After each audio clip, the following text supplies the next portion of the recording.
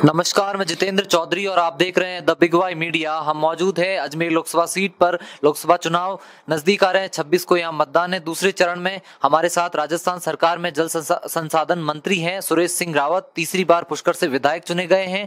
हम इनसे जानेंगे Bharatiya Janata party strong hold रखती है जो अजमेर में, इस बार क्या ये चुनाव चैलेंजिंग है या पहले की तरह आसान, क्या इनकी तैयारियां और रणनीति है। नमस्कार, बहुत बहुत स्वागत है। नमस्ते भैया, नमस्ते। क्या लगता है, आप 8 में से विधानसभा का समीकरण देखें, 7 पर भाजपा, 1 पर कांग्रेस, अमूमन अजमेर को एक सेफ सीट माना जाता है, इस बार की स्थिति क्या है? देखिए, निश्चित रूप से अजमेर भारतीय जनता पार्टी के लिए सेफ सीट थी, है और रहेगी, क्योंकि नरेंद्र भाई मोदी जी की जो नीति है, जो जन कल्याणकारी योजनाएं हैं, उससे प्रभावित होकर हमारी अजमेर जिले की जनता भारतीय जनता पार्टी के पक्ष में पहले भी मतदान किया था और इस बार मैं दावे के साथ कह सकता हूँ कि पहले से ज़्यादा मतों से हमारा प्रत्याशी जीतेगा। क्या क्या कामकाज रहे हैं भागीरथ चौधरी के सांसद रहते हुए यहाँ पर, जिन मुद्दों पर ये चुनाव लड़ा जा रहा है? पीएम के फेस पर बीजेपी कहती है हर जगह पीएम का चेहरा है, पर लोकल सांसद की हम बात करें, उनके कैसे कामकाज हैं? देखिए, लोकल सांसद ने हमारे जो एक एज ए सांसद के रूप में जो काम करने चाहिए थे, भारत सरकार में हमारी सरकार थी, उस नाते उनको जो काम करने चाहिए थे बेखूबी उन्होंने काम किया। अगर हम पुष्कर से मेड़ता लाइन की बात करें तो इनके कार्यकाल के अंदर ही हमारी वित्तीय स्वीकृति जारी हुई। अगर हम जयपुर से लेकर ब्यावर तक, दूदू से लेकर ब्यावर तक जो हमारा नेशनल हाईवे है, उसके अंदर आए दिन एक्सीडेंट जोन था, पुलियाई नहीं थी, रोड चौड़ा नहीं था, तो हमारा हाईवे के अंदर पुलियाई बनाने का, रोड की कुछ एक्सीडेंटल समस्याएं थी, उसके समाधान के लिए हजारों करोड़ रुपए माननीय भागीरथ जी चौधरी साहब ने स्वीकृत कराए। हमारा जो अजमेर रेलवे स्टेशन है, क्योंकि अजमेर एक धार्मिक दृष्टि से बहुत ही महत्वपूर्ण स्थान है, यहाँ पे तीर्थराज पुष्कर स्वयं ब्रह्मा जी विराजित है, यहाँ ख्वाजा साहब की नगरी है, देश और विदेश के हजारों सैलानी दिन प्रतिदिन आते हैं। तो हमारा जो अजमेर का रेलवे स्टेशन है वो विश्व स्तरीय बने, उसके लिए उसकी खाका तैयार करना और लगभग 250-300 करोड़ रुपए का प्रोजेक्ट तैयार करना, उस प्रोजेक्ट का शिलान्यास भी हो गया। तो ये माननीय भागीरथ जी चौधरी साहब की देन है। इसके अलावा हमारा जो अजमेर है धार्मिक और पर्यटक दृष्टि से बहुत ही महत्वपूर्ण है।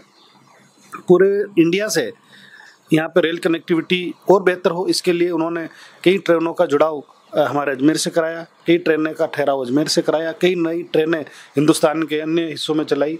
ऐसे अनेकों काम इन्होंने किए। कोरोना काल के अंदर भी ऐतिहासिक काम किए, हमेशा लोगों के दुख सुख के अंदर खड़े रहे। तो ऐसे जनप्रिय, ऐसे जन कल्याण के लिए हमेशा तत्पर रहने वाले गरीबों के मसीहा हमारे भागीरथ चौधरी साहब को भारतीय जनता पार्टी ने दोबारा प्रत्याशी बना के भेजा। तो निश्चित रूप से हमारे अजमेर की जनता भारी मतों से उन्हें विजय बनाएगी। क्योंकि चुनाव है, जनता के मुद्दे सबसे महत्वपूर्ण होते हैं। आपकी सरकार बनी है राज्य में, आप जल संसाधन के मंत्री बनाए गए। राजस्थान की जब भी बात आती हो कहीं, जल एक सबसे बड़ी समस्या, सबसे पहले उभरता हुआ शब्द आता है जल। आप मंत्री हैं, ईआरसीपी का समझौता हुआ है आपकी सरकार बनने के बाद, लोकसभा चुनाव से पहले इसका समझौता हुआ है। अजमेर को क्या लाभ मिलेगा ईआरसीपी का? आपके क्या विजन है अजमेर के लिए जल मंत्री रहते हुए राजस्थान सरकार? देखिए, मेरा सौभाग्य है कि मैं राजस्थान सरकार का महत्वपूर्ण विभाग जल संसाधन विभाग का मंत्री हूं और ईआरसीपी जो पूर्वी राजस्थान कैनाल प्रोजेक्ट था वो कई वर्षों से अटका हुआ था। तो ये सुखद सहयोग ही कहिए, भगवान का आशीर्वाद ही कहिए, मोदी जी का आशीर्वाद है, माननीय भजन लाल जी का आशीर्वाद है कि जैसे ही मुझे मंत्रालय मिला, राजस्थान और मध्य प्रदेश के बीच में इन सब के आशीर्वाद से एमओयू हुआ और हमारे इंजीनियर्स दिन रात इस काम पे लगे हैं। जल्दी ही इस काम को धरातल पे उतारेंगे और 13 जिलों के लिए ये ईआरसीपी जीवनदायिनी है। लगभग 2,80,000 हेक्टेयर भूमि इसमें संचित होगी, लगभग 45,000 करोड़ से भी अधिक लागत से ये योजना धरातल पे आएगी। तो निश्चित रूप से हमारे अजमेर जिले को पीने का जो पानी है उससे सदा के लिए मुक्ति मिलेगी। इसके अलावा भी हमारा जो सिंचाई क्षेत्र है वो भी विकसित होगा। लोकसभा चुनाव के मद्देनजर रखते राजस्थान के लिए आपका क्या दृष्टिकोण है? 25 में से कितनी सीटें? देखिए, राजस्थान की जनता ने तय कर लिया है और नरेंद्र भाई मोदी जी को प्रचंड बहुमत से जिताएगी। इस बार 25 की 25 सीटें तो हम जीत ही रहे हैं, लेकिन हमारा जो जीतने का अंतर होगा वो पहले से कहीं अधिक होगा। ये जनता का मोदी जी के प्रति जनादेश होगा।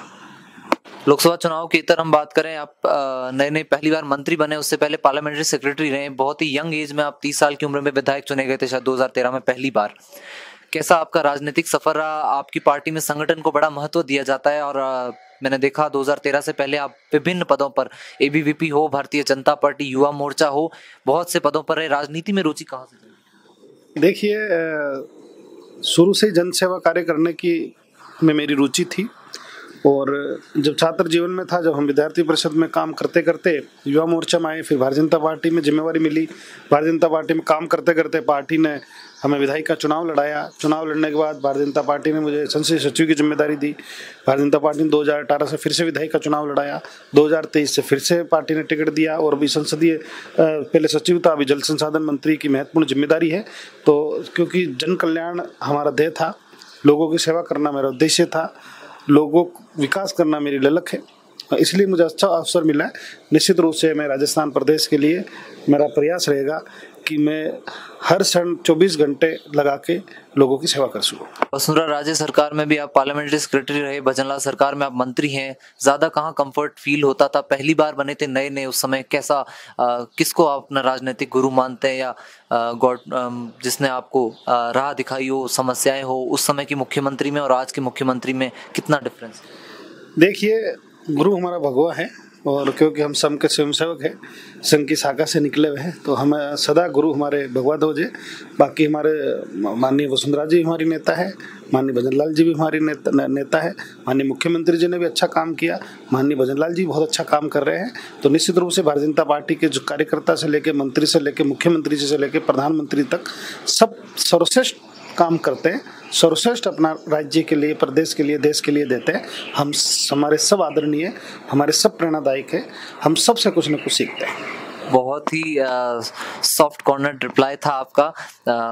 पुष्कर से आपने जीत की हैट्रिक लगाई है, मंत्री बने हैं आप, काम आपने किए होंगे तभी आप 3 बार जीते हैं। पुष्कर नाम सुनते एक तीर्थराज पुष्कर जो है विश्व प्रसिद्ध ब्रह्म मंदिर, महाकाल कॉरिडोर के समकक्ष आपके सांसद जी से हमने जब सवाल किया तो उन्होंने एक कॉरिडोर की बात करी। आपके क्या विजन है आपकी विधानसभा क्षेत्र के लिए? देखिए, पुष्कर में भव्य कॉरिडोर बने, इसके लिए हम कृत संकल्पित थे। पिछली बार भी हमने इसके लिए प्रयास किया, लेकिन क्योंकि हमारा देश एक संघीय ढांचा है और केंद्र ने कहा कि भाई राज्य से प्रस्ताव बना के दीजिए। हमने राज्य सरकार को कई बार मिले, अवगत कराए, मंत्री जी से मिले, चीफ सेक्रेटरी से मिले, विधानसभा में इस मामले को उठाया, लेकिन तीर्थराज पुष्कर क्योंकि तीर्थ है, इसलिए कांग्रेस की हमेशा ये सोच रही है कि तीर्थों का वो अनादर करती है, उसी का खामियाजा भुगत रही है, तो उन्होंने इस प्रस्ताव को ऊपर नहीं भेजा। लेकिन अब क्योंकि हमारी सरकार, माननीय भजनलाल जी की सरकार है, इसलिए जैसी लोकसभा की आचार संहिता हटेगी, केंद्र में हमारी सरकार बनना निश्चित है। हम इस काम को आगे बढ़ाएंगे और जल्दी ही 2-2.5 साल में हम तीर्थराज पुष्कर को एक भव्य रूप देने का मेरा प्रयास है और निश्चित रूप से हम ये काम करेंगे। एक smart city Ajmer, beautiful location, उसमें भी आपका पुष्कर अति सुंदर स्मार्ट सिटी तो है। साथ साथ हमने सुना मंत्री जी के भी शौक रहे, फिल्मों में आपने काम किया। देखिए, कुछ टीवी सीरियलों के अंदर, फिल्मों के अंदर कुछ हमारे मित्र लोग इससे जुड़े हुए हैं, तो उनका आग्रह था, तो निश्चित रूप से हमारी भी रुचि रहती है, तो हम भी ने भी कुछ न कुछ थोड़ा बहुत काम किया है, पर हमने ज़्यादा नहीं किया, क्योंकि हमारा जो मेन उद्देश्य है जनता की सेवा करना। ज़्यादा मजा वहाँ आता था या राजनीति में? देखिए, राजनीति एक जन सेवा का काम है, और यहाँ पे जब शाम को मैं सोता हूँ तो सोने से पहले मेरा मन में सुकून रहता है कि कभी 10 लोग, कभी 15 लोग, कभी 20 लोग, कभी 50 लोगों का मैंने भला किया। गरीब लोग हैं जो न्याय के लिए भटक रहे थे, उनको मैंने न्याय दिलाने का काम किया। गांव की जो समस्या थी उसका समाधान हो सकता था, लेकिन किसी कारणों से पहले नहीं हुआ, वो समाधान में हमारे द्वारा होता है, तो निश्चित रूप से एक संतोष मिलता है। फिर से कभी आपको मौका मिले फिल्मों में या किसी में काम करने का, तो आज भी रुचि रखते हैं? देखिए, समय के साथ है, अगर हमें लगेगा आवश्यकता है तो निश्चित रूप से, अगर कोई, क्योंकि फिल्में भी एक जन भावनाओं को प्रदर्शित करने का, लोगों में जन जागरण करने का एक माध्यम है। निश्चित रूप से मुझे ऐसा अवसर मिलेगा कि मैं उस अभिनय के माध्यम से लोगों में किसी विषय को लेकर जन जागृति ला सकता हूँ, तो निश्चित रूप से करूँगा। बहुत से कम विधायक या मंत्री राजस्थान में इस फील्ड में रुचि रखते हैं। टूरिज्म जो है राजस्थान की रीढ़ की हड्डी इकोनॉमी की, फिल्म इंडस्ट्री राजस्थान में अभी तक उस लेवल पे नहीं है, या हम कहें नहीं है बिल्कुल भी। इसके लिए कोई प्रयास होगा आपकी सरकार द्वारा या आपकी इच्छा? देखिए, निश्चित रूप से माननीय हमारी भजनलाल जी की सरकार है, वो राजस्थान के अंदर टूरिज्म बढ़े उसके लिए प्रयासरत है। अभी जिस विभाग का मैं मंत्री हूँ, हमारे बहुत सारे डैम ऐसे जिसके अंदर टापू बहुत ही खूबसूरत है। दुनिया के अंदर सबसे खूबसूरत टापू हमारे पास है, तो हम उसको टूरिज्म के रूप में डेवलप करेंगे। राजस्थान के अंदर एक फिल्म टूरिज्म डेवलप हो, उसके लिए भी हम प्रयास करेंगे। राजस्थान के अंदर क्योंकि हमारा एक सामरिक दृष्टि से और एक राजनीतिक दृष्टि से, एक राजघरानों की दृष्टि से एक बहुत ही महत्वपूर्ण हमारा राज्य रहा है। हमारे यहाँ बहुत बड़े बड़े महल और पुरानी हवेलियाँ हैं, हमारा विशाल का डेजर्ट है, हमारे यहाँ बहुत सारे अरावली की विशाल पर्वत श्रृंखलाएँ हैं। तो निश्चित रूप से एक लोगों को जो लोग देखना चाहते हैं वो सब कुछ राजस्थान के अंदर है।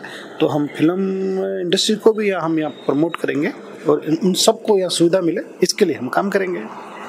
अब आप मंत्री जी हैं, समय कम मिलता होगा, फिल्मों में भी आपने काम किया, टूरिज्म के लिए आपकी रुचि है, जल संसाधन मंत्री हैं तो उसके लिए भी आपका विजन है। इसके अलावा क्या क्या शौक है? नेता को हम देखा तो अमूमन लोगों को लगता है बोरिंग होंगे या इस तरह के, तो आप बोरिंग खैर नहीं लग रहे हैं। क्या क्या शौक है? किताबें पढ़ना, घूमना कोई? देखिए, निश्चित रूप से किताबें पढ़ना हमारा शौक है और हमारी ज़रूरत भी है, क्योंकि किताबों से ही हमें बहुत सारी चीज़ें देखने को मिलती हैं। मेरा धार्मिक स्थानों पे जाने का मेरा शौक है, मेरी श्रद्धा भी रहती है कि प्रमुख जो हमारे देवी देवता हैं वहाँ जाता हूँ, उनका मुझे आशीर्वाद मिलता है, एक नई ऊर्जा का संचार होता है, एक नए कुछ नयापन करने की प्रेरणा मिलती है। तो निश्चित रूप से हमारे देवी देवताओं मेरी आस्था है, तो मैं मंदिरों में भी खूब जाता रहता हूँ और किताबें पढ़ना तो मेरा शौक है ही है। और राजनीतिक क्षेत्र में कभी जो जिसको लगता है कि ये बर्डन है, मुझे नहीं लगता कि वो लंबे समय तक कोई कर पाते हैं, ऐसा नहीं है। राजनीति एक रुचि का क्षेत्र है, राजनीति एक तपस्या है, राजनीति एक संघर्ष है, राजनीति एक 24 घंटे काम करने के लिए, जनता के लिए अलर्ट रहने का एक माध्यम है। तो निश्चित रूप से जिसकी रुचि होती है वही लंबे समय तक चल पाता है और मेरी स्वाभाविक इसके अंदर रुचि है, इसलिए मैं आराम से सहजता से ये सारे काम कर लेता हूँ।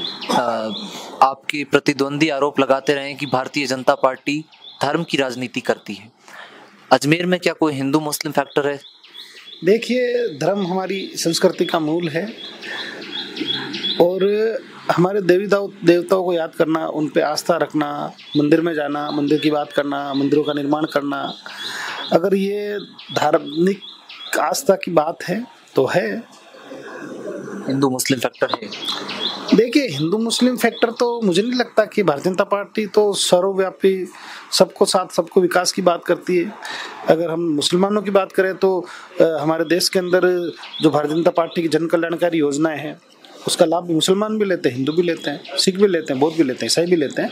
तो भारतीय जनता पार्टी कोई धर्म की राजनीति नहीं करती। भारतीय जनता पार्टी सबको साथ लेके सबके विकास की बात करती है और निश्चित रूप से सबका साथ और सबका विकास जो नारा है वो सही मायने में हमारे मोदी जी के कार्यकाल में पूरा हो रहा है। एक लास्ट मैसेज अजमेर की जनता के लिए इस लोकसभा चुनाव को मद्देनजर रखते हुए। देखिए, मैं अजमेर की जनता को एक संदेश देना चाहता हूँ, निवेदन करना चाहता हूँ, आग्रह करना चाहता हूँ कि चुनाव तो पहले भी आए, आगे भी आते रहेंगे, लेकिन इस बार का चुनाव बहुत ही महत्वपूर्ण चुनाव है, क्योंकि हमारे देश के यशस्वी प्रधानमंत्री जी ने जिस विकास की गाड़ी को गति दी वो गति बनी रहे, इसके लिए ये चुनाव बहुत महत्वपूर्ण है। पिछले 10 साल हमारे देश की जनता ने मोदी जी को दिए। 10 सालों के अंदर हमारे देश के में जो खड्डे थे, जो कुर्तियाँ थी, जो समस्याएं थी, उसके समाधान करने का उन्होंने पूरी कोशिश करी और काफ़ी हद तक हम कामयाब भी रहे। अब समय आ गया है कि विश्व पटल पे भारत को एक नए रूप में हम प्रदर्शित करें, विश्व के शक्तिशाली देशों में भारत सम्मिलित हो। उसके लिए हमारा ये जो नया युग है ये जरूरी है और अमृत जो काल है वो सही मायनों में तभी पूर्ण होगा जब इस बार प्रचंड बहुमत से हमारी सरकार बनेगी और पूरा देश एक समृद्धि की ओर बढ़ रहा है, पूरा देश एक खुशहाली की ओर बढ़ रहा है, हमारे देश के अंदर आर्थिक संपन्नता आ रही है, हमारे देश के अंदर जो हर वर्ग है वो तेजी से आगे बढ़ रहा है और दुनिया भी इस भारत का लोहा मान रही है कि नरेंद्र भाई मोदी जैसा प्रधानमंत्री हर देश में होना चाहिए। ये पूरे विश्व का बच्चा बच्चा कह रहा है। बहुत बहुत धन्यवाद आपका। ये थे हमारे साथ राजस्थान सरकार में जल संसाधन मंत्री सुरेश सिंह रावत, पुष्कर से विधायक, एक विजन के साथ चल रहे हैं राजस्थान के लिए। हमें उम्मीद है ये विजन जल्दी पूरे हो। इंटरव्यू के अगले एपिसोड में हम इनसे जानेंगे इनके किए हुए वादे, जो इन्होंने बातें कही, हमें आज कौन से काम पूरे होते हैं, कौन से बाकी रहते हैं। बहुत बहुत धन्यवाद। बने रहिए हमारे साथ अजमेर लोकसभा के और अपडेट्स के लिए।